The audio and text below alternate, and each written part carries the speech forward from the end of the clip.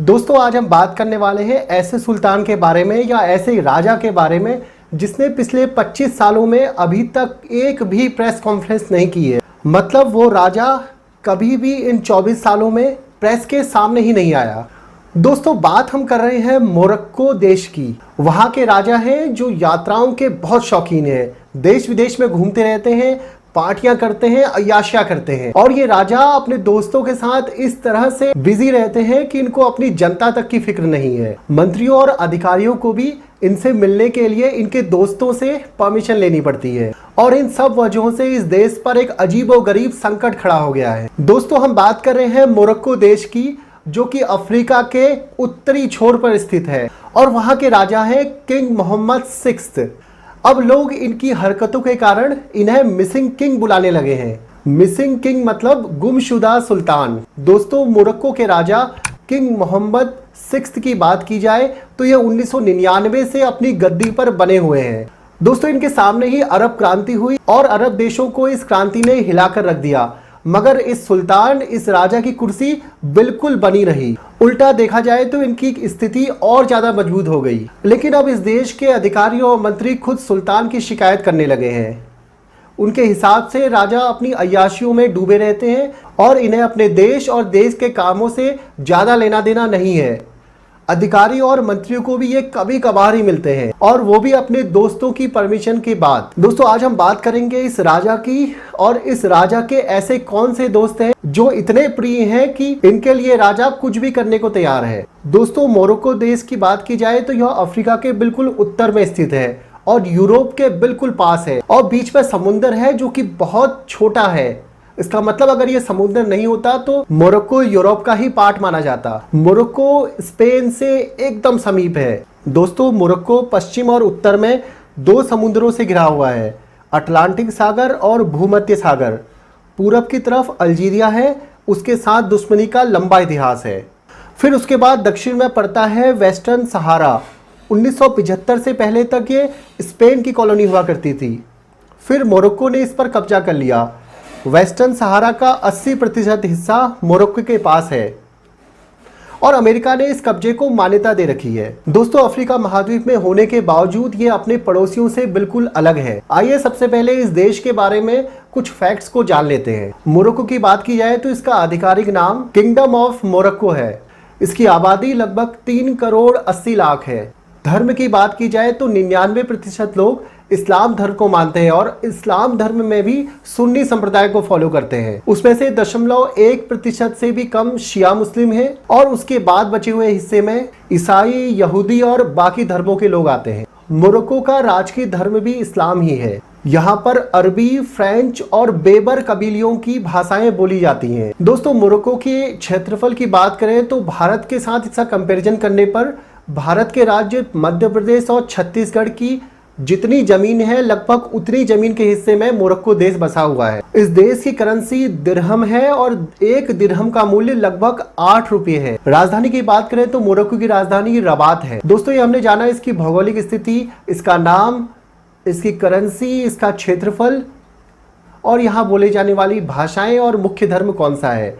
चलिए थोड़ा बात करते हैं यहाँ के लोकतांत्रिक और राजशाही व्यवस्था की। दोस्तों यहाँ पर संवैधानिक राजशाही वाली व्यवस्था है, मतलब यहाँ पर संसद भी है और राजा भी है। संसद की जिम्मेदारी तो प्रधानमंत्री के पास है और राष्ट्रपति का किरदार निभाता है राजा। मोरक्को का सिस्टम काफी हद तक ब्रिटेन से मिलता जुलता है। जैसे ब्रिटेन में संसद की व्यवस्था तो है, साथ में राजा का शासन भी होता है, परंतु ब्रिटेन में राजा के पास उतनी पावर्स नहीं होती है। लेकिन मोरक्को के अंदर सभी महत्वपूर्ण फैसलों पर राजा का निर्णय ही अंतिम और सर्वमान्य होता है। दोस्तों मोरक्को में सबसे ऊपर सुल्तान ही होता है, मतलब राजा होता है। सेना की कमान उसी के पास रहती है। प्रधानमंत्री चुनने का अधिकार भी सुल्तान के पास ही है। सुल्तान जब चाहे तब किसी भी मंत्री को बर्खास्त कर सकता है। अगर उसका मन हुआ तो संसद भी भंग कर सकता है। न्यायपालिका का मुखिया भी सुल्तान ही होता है।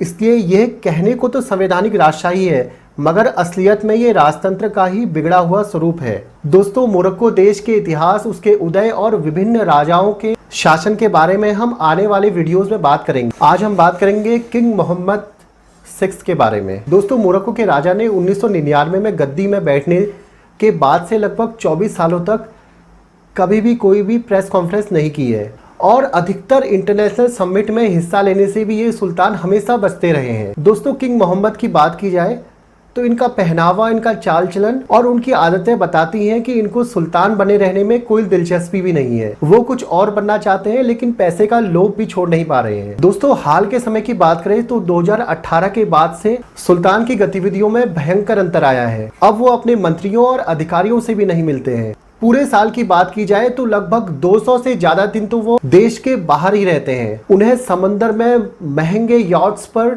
शराब पीना पसंद है, लेकिन मुल्क में तड़प रही जनता का दुख वे देखना नहीं चाहते हैं। दोस्तों, 2018 से पहले तक कुछ काम वो किया करते थे, लेकिन 2018 के बाद से सारे ही गतिविधियों में लगभग विराम सा लग गया है।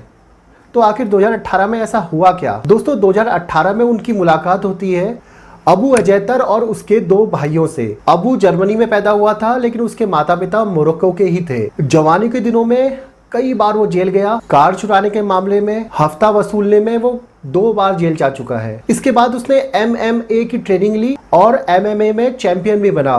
इसके बाद 2016 में उसकी सुल्तान के साथ मुलाकात हुई। इसके बाद धीरे धीरे अबू और उसके 2 भाइयों, मतलब इन 3 भाइयों ने सुल्तान के ऊपर ऐसा जादू किया कि सुल्तान उनके मुंह से निकल ही नहीं पाए। अब धीरे धीरे सुल्तान के साथ नजदीकी होने के कारण इन तीनों भाइयों का कद मोरक्को के अंदर एकदम से बढ़ने लगा और इन तीनों भाइयों ने सुल्तान की फिटनेस को सुधारने का भी काम किया है। 2018 से पहले की बात करें तो सुल्तान का वेट बहुत ज्यादा बढ़ा हुआ था। अस्थमा और दूसरी छोटी मोटी बीमारियां भी थी। इन भाइयों ने सुल्तान के लिए महल में जिम खुलवाया, सुल्तान की हेल्थ सुधारी और फिर धीरे धीरे सुल्तान की फैमिली का हिस्सा भी बन गए। दोस्तों, इन तीनों भाइयों के पास मोरक्को के अंदर अब शानदार हवेलियां हैं। मोरक्को के मिलिट्री प्लेन्स में ये तीनों भाई सफर भी करते हैं। राजमहल में जब चाहे जा सकते हैं, जब चाहे आ सकते हैं। सुल्तान की किसी भी कार को इस्तेमाल करने का उनके पास पूरा हक है। और इन्हीं 3 भाइयों के माँ की जब मौत हुई थी, तब सुल्तान ने